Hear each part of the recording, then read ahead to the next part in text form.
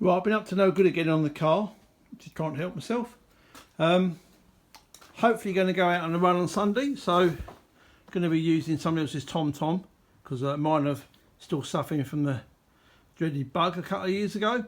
So I've got one socket here that'll run a nice TomTom sort of mounted on the windscreen, but nothing to run my sort of radio or charge my phone or that sort of stuff. So I've basically got one out of the pile of bits and pieces, stuck it on the scuttle for now, powered it up from the supply to the clocks via separate fuse. So when you turn the ignition on, I've got one of 3 or 4 different outlets to use for various bits and pieces if I want to. Looking at maybe mounting the phone down here with some music playing and maybe the radio, the two-way nearby as well.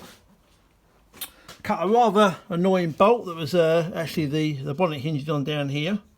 Used to stick out another half an inch. I managed to get the Dremel in here just to cut that off. Dave used to moan that he was actually rubbing on his knee, but never got around to cutting it, so it's cut off now.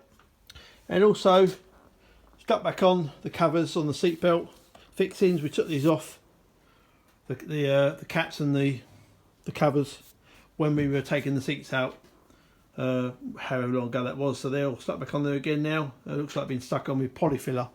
So I've now just put a little bit of an adhesive on there just to hold them on. Also got the little speaker thing wired up that I use to take the sound from the TomTom into my headset.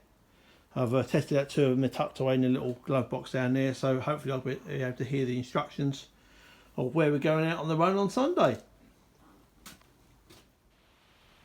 One of the things I was reminded of on my drive home from picking the car up on Sunday was the squeaks from the front suspension every time you go over a pothole or a speed hump.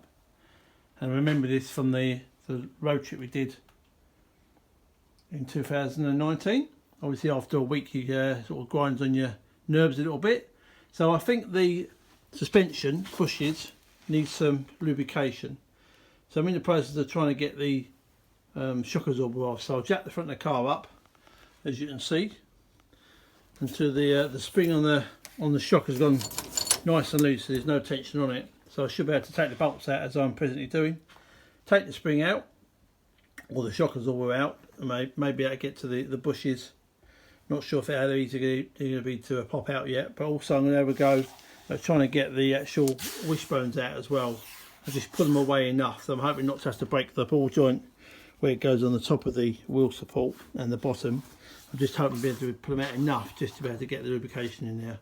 And I'm hoping we'll put some of the marine grease on that's been recommended by Dick when I told with my low-cost suspension being squeaky. This stuff obviously doesn't wash off being it's marine, and obviously it stays a long time and hopefully stops all the squeaks. So hopefully going to get it all done or greased up in time for the little trip I want to do out on Sunday. So that'll be a good trial for it. Well, getting the driver's side shock off wasn't too much of a trauma, lucky enough.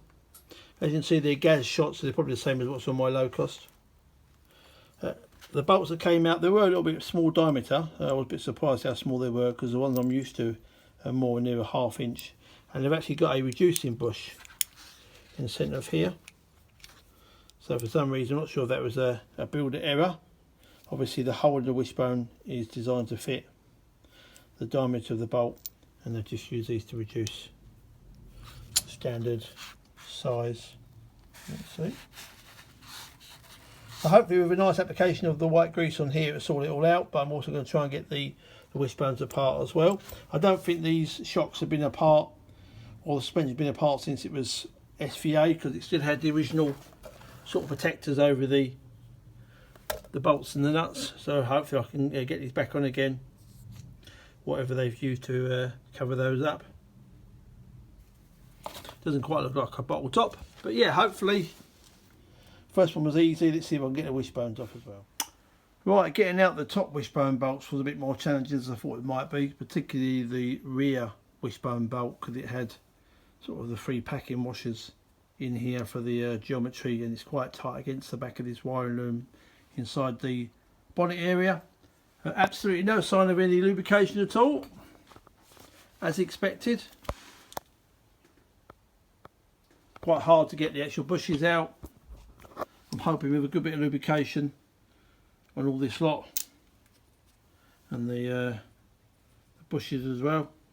I might have a couple of spare ones actually. I might have to replace a couple if there's any signs of wear, but it don't look too bad.